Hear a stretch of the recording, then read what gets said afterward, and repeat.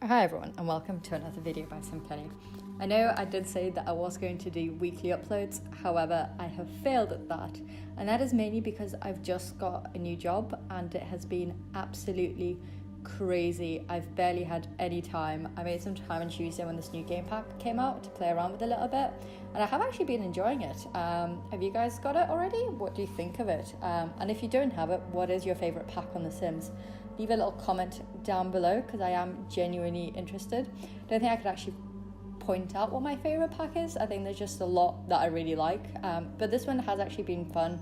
I really enjoyed the gameplay in it. I have already managed to complete all of it, but it has been really good to play around with it. So we'll jump into this renovation, and it's actually a Maxis renovation of the aeroplane crash site. I don't know what it's actually called. I should probably go and look it up. The guy that lived here before was like an ex-pilot. He was really into his conspiracy theories, and I gave him a little family, so he's got a wife and kids, and his wife is really into like gardening and stuff like that. They try and live totally off the grid, so they've got their own like little greenhouse room, which I'm currently building. That's got really cool little skylights. I loved the idea of using this because then it's still technically like covered up, but you do get sunlight in it, and I put just like a little plant there so it looked covered up, and you wouldn't really be able to tell that it's there. But I just love this little cool idea. I think it's worked out really well. But yeah, the family are a little bit like crazy. They live in this bunker, they don't come out. The backstory for this was really interesting, and I might actually go in and play with this family and see how they turn up. So they do have a child girl as well. So this is a 2-bedroom, 1-bathroom bunker apartment. I don't really know what you would call that. And it's got like a little greenhouse room, which you just saw me build, and also a little conspiracy theory room. What a hard word to say. Where the guy kind of goes in and like does his little conspiracy theory stuff, like listens to people's phone calls and does research on Strangeville mysteries. So I just go ahead and build that room now. I tried not to actually move too many walls in this apartment from what they had originally, so I kind of added more rooms in, but I tried to keep most of the internal walls as they are. And the original idea for this apartment was actually to have it like a little underground bunker that looked awful, and then you step inside it and it's all like really nice and really cool. But then I did decide to make it a little bit drab, and like they just got random stuff, either like dirt cheap or off the streets or something like that. Basically just shove the stuff that they don't need into this bunker. They can kind of live in it. So we're currently building the kitchen diner, and I'm having a real issue trying to decide on what colours to make it. So I went with blue originally, then made it cream, and then did actually end up going back to blue just because I feel like that worked a little bit better. I do use those, what was it called, that world? The one that we got apartments in? City living counters.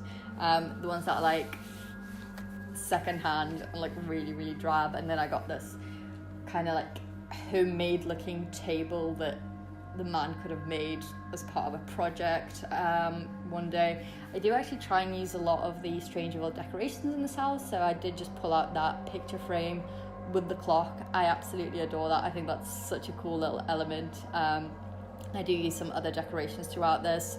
I love the little goo puddles. The ones that look really disgusting, but I feel like they make this place look really cool. It just adds that like little grunginess bit to it because it just makes it look really dirty and like it's leaking. But yeah, I love that. So I put one in the hallway and one in the little conspiracy room bit. I do try and keep it quite nice, but also give it a little bit of character. So right now I'm kind of pulling out random sofas that I feel like they got at like a yard sale or something. And there was a sofa that I really wanted to use, but it was locked. And I was like, how do I unlock things? But there was a key for it. So I do end up using that little locked sofa, and I love the way it looks. It's just so like dirty and disgusting, but I feel like it looks absolutely amazing in this living room. just kind of looking for more decoration stick in here, because normally I would go for plants, but I was like, I can't really have plants underground, it looks weird. So I put a little flag in there that did come with a new pack. And I do actually end up not using any CC in this pack, mainly because all of my CCs kind of like looking and like Pinteresty looking, and I wanted this to be a little bit drab, so none of it would have fitted in anyway. So I like the way that I could just build it using Max's stuff. This little window thing, I love the idea behind it. So basically I've seen people do like little skylights to windows in the basement. However, I made it a little bit more depressing than that, where I've basically covered the walls in like that sunset paint, so it looks like you're looking outside, but you're actually not looking outside. I just love how depressing that is.